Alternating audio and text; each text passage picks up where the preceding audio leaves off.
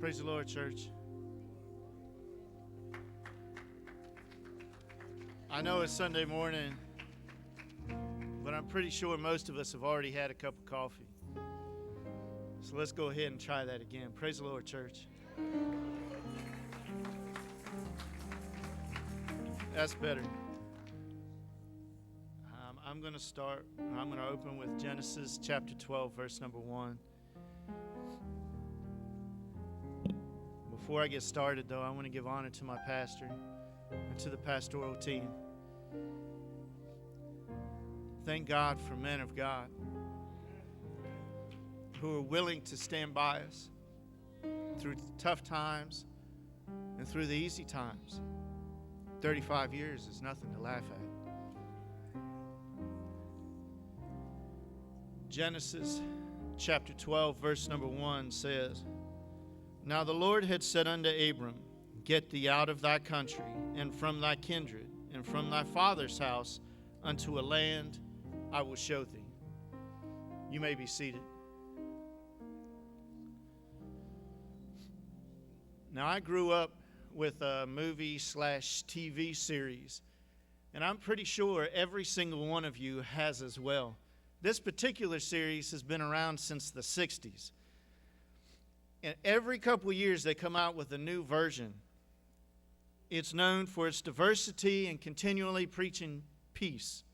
But they had a saying, to boldly go where no man has gone before. Now I know Abram probably felt this exact way. He's being led in a direction where no man had gone before. But everywhere he went, there was somebody else already there.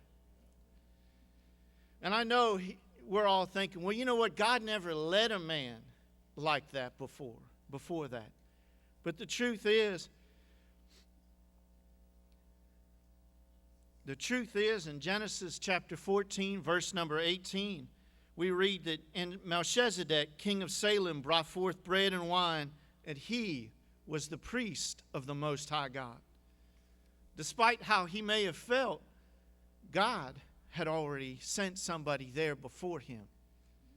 Truth is, he wasn't going where no man had gone before. He just felt like that. Now, I know that we feel that way sometimes too. God is leading me in a direction that no man has gone before.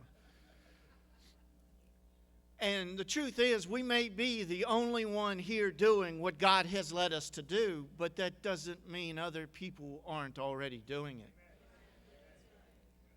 But I mean, truthfully, how many grass cutting services do you need, or roof building companies do you need within a church? Because God gave us specifically what we needed at that time.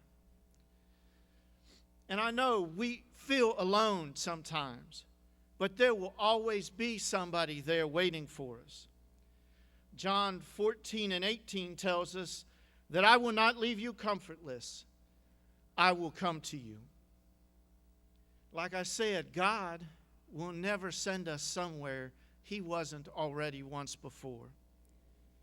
I'm going to close with Psalms 139. O Lord, thou hast searched me, and thou hast known me. Thou knowest my down sitting and mine uprising.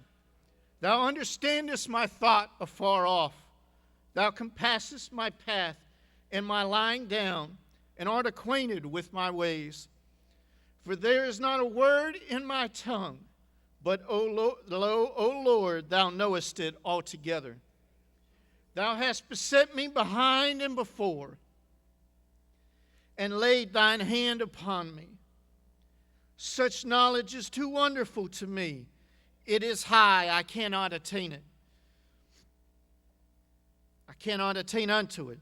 Whither shall I go from thy spirit, or whither shall I flee from thy presence? If I ascend up into heaven, thou art there. If I make my bed in hell, behold, thou art there. If I take the wings of the morning and dwell in the uttermost parts of the sea, even there shall thy hand lead me, and thy right hand shall hold me. If I say, surely the darkness shall cover me, even the night shall be light about me. Yea, the darkness hideth not from thee, but the night shineth as the day. The darkness and the light are both alike to thee. For thou hast possessed my reins. Thou hast covered me in my mother's womb. I will praise thee, for I am fearfully and wonderfully made. Marvelous are thy works, and that my soul knoweth right well. My substance was not hid from thee, when I was made in secret and curiously wrought in the lowest parts of the earth. Thine eyes did see my substance, yet being unperfect, and in thy book, all my members were written, which in continuance were fashioned, when as yet there was none of them. How precious also are thy thoughts unto me, O God, how great is the sum of them. If I should count them, they are more in number than the sands. When I awake, I am still with thee. Surely thou wilt slay the wicked, O God. Depart from me, therefore, ye bloody men, for they speak against the wickedly, and thine enemies take thy name in vain. Do not I hate them, O Lord, that hate thee? And am I not grieved with those that rise up against thee? I hate them with perfect hatred. I count them mine enemies. Search me, O God, and know my heart. Try me and know my thoughts, and see if there be any wicked way in me, and lead me in thy way everlasting. Be blessed, church.